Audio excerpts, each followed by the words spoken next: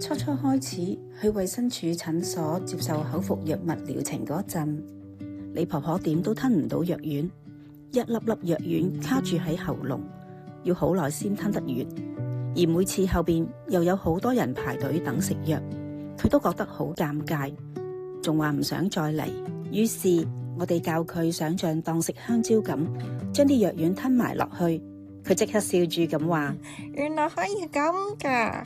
由嗰日開始，李婆婆終於唔再驚食藥，日日都笑笑口，準時嚟報到。有一日，李婆婆冇返嚟食藥，我打咗好多次電話俾佢，都冇人聽。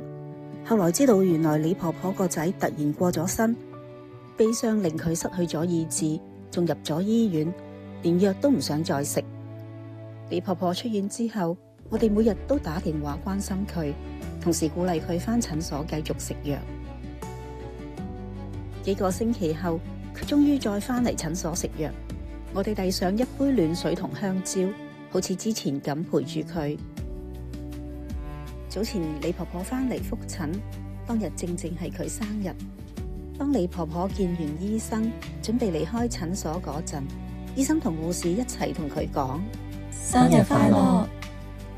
聽到大家嘅祝福，李婆婆起初呆一呆，跟住笑笑口講多謝我哋。幾個月之後，佢嘅口服藥物療程亦都順利完成。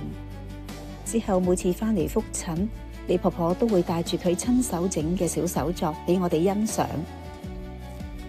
我哋都知道呢啲色彩繽紛嘅小手作，唔單止係佢生活入面嘅寄託，仲係佢對我哋嘅信任，願意分享，亦代表住佢重新燃起嘅希望。